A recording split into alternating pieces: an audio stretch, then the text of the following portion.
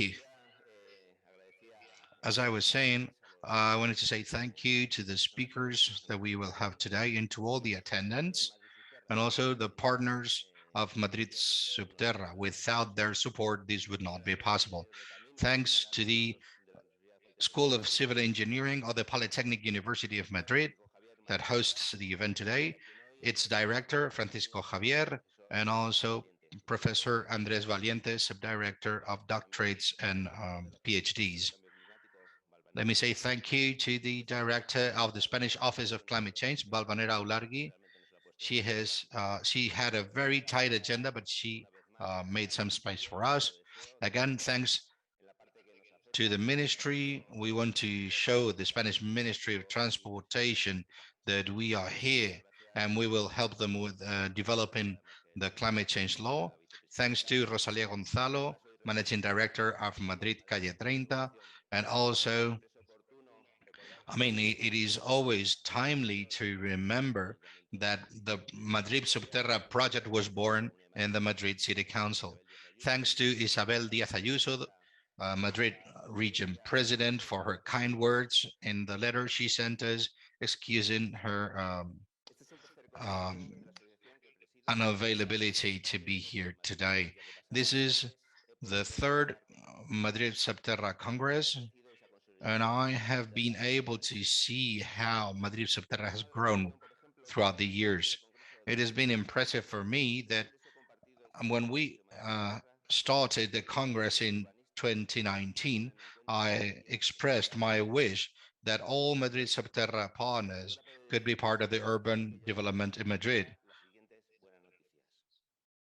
And there are very good news that I can tell you about. Okay, the A5 highway will be underground in very few years. We will also expand the underground line 11 in Conde de Casal station in order to provide energy to the future transportation hub. Also, the largest urban regeneration project in Europe, which is Madrid Nuevo Norte, will have underground resources at its disposal. Also, the University City campus will include energy coming from the underground with different solutions that are in a project stage at the Complutense University, and we are advising them in that effort.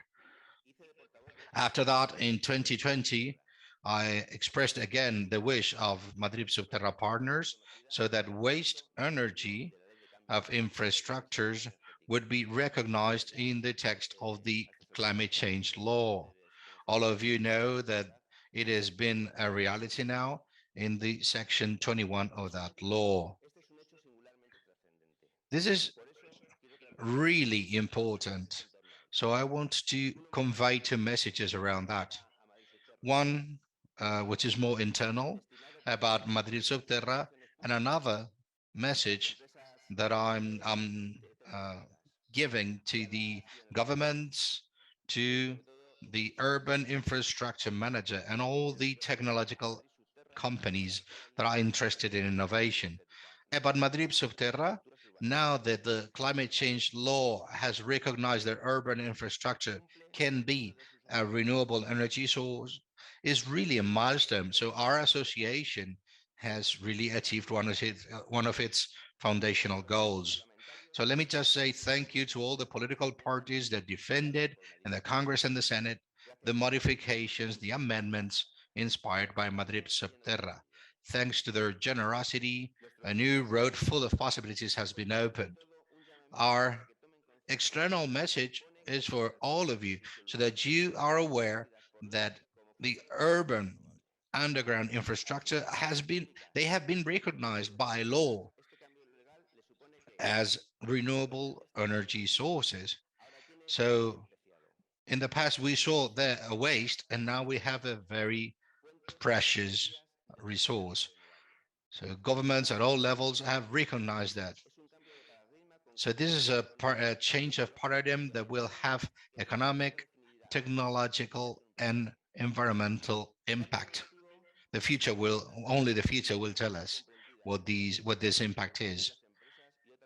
This change of paradigm at a policy level will have an influence in many companies. There will be opportunities of doing business so you can earn money by fighting climate change at an urban level and also generating employment. So we encourage these entities to be part of that transformation, of that transition.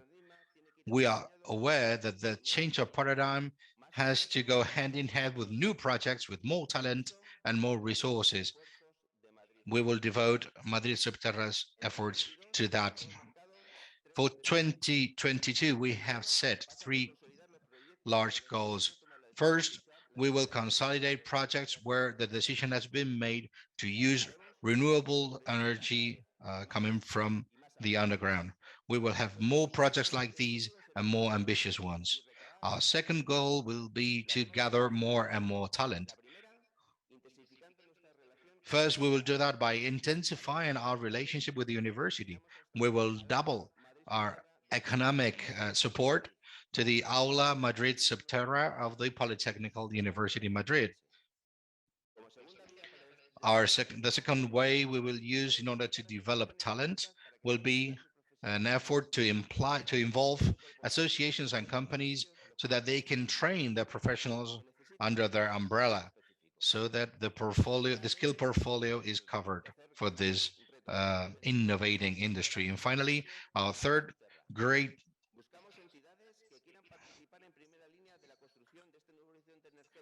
our third great goal will be to be better, to grow. So thank you very much, and I hope you enjoy this Congress.